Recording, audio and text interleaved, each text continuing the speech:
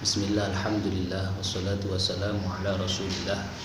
La hawla wa la quwwata illa billah, amma ba'du. Sahabat-sahabat Gerakan Pemuda Ansor yang saya hormati, Rasulullah SAW adalah Nabi dan Rasul terbaik di antara Nabi-Nabi dan Rasul Allah Subhanahu wa Ta'ala. Keistimewaan Rasulullah SAW sebagaimana difirmankan oleh Allah Subhanahu wa Ta'ala dalam surat Al-Qalam ayat 4. Allah Subhanahu wa Ta'ala berfirman, A'udzu billahi minasyaitonir rajim. Bismillahirrahmanirrahim. Wa innaka la'ala khuluqin 'adzim. Al-ayah.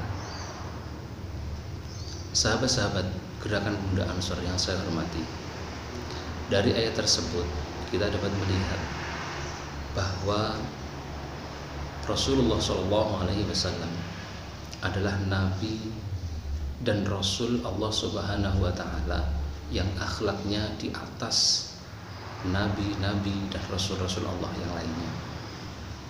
Ujian Allah kepada Nabi Muhammad tersebut menunjukkan bahwa akhlak Rasulullah SAW itu jauh lebih tinggi di antara akhlak-akhlak Nabi-Nabi yang lainnya. Sahabat-sahabat Gerakan Pemuda Ansor yang saya hormati, kita mengambil sedikit sejarah tentang Nabi Yusuf alaihissalam.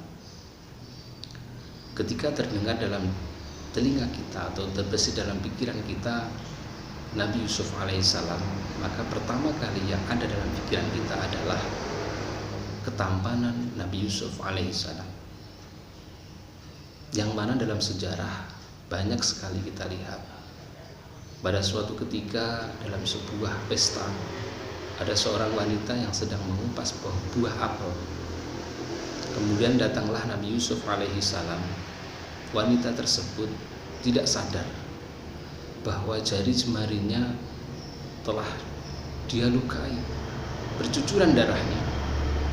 Tetapi saking takjubnya melihat ketampanan Nabi Yusuf alaihissalam, sehingga wanita ini tidak sadar dan tidak merasakan sakit.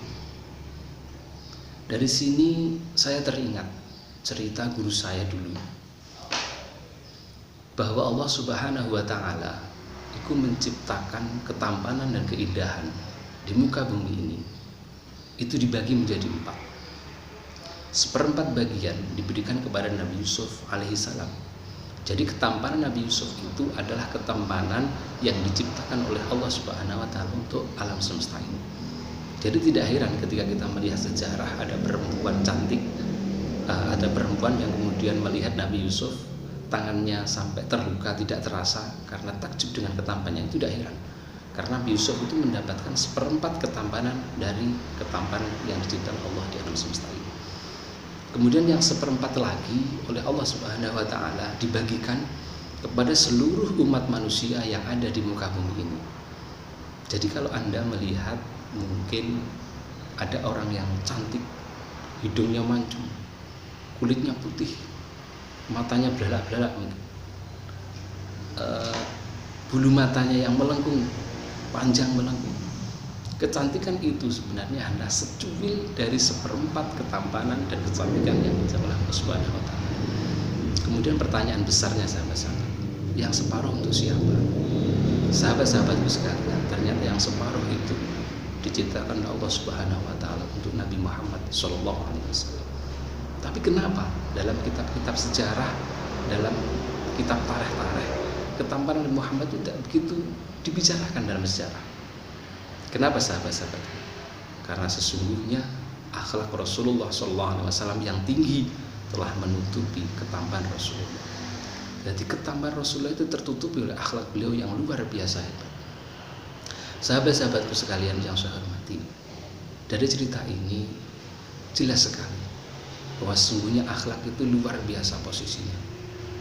Bahkan Rasulullah sendiri bersabda dalam sebuah hadisnya, innama bu'istu liutammima makarimal akhlak. Sekali lagi, Rasulullah itu datang ke bumi ini hanya untuk menyempurnakan akhlak kita semua.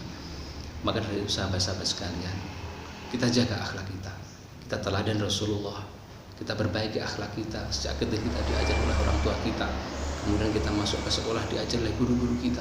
Kita masuk pondok pesantren, kiai kita mengajari kita bagaimana akhlak yang baik, akhlak yang luar biasa akan kita gunakan.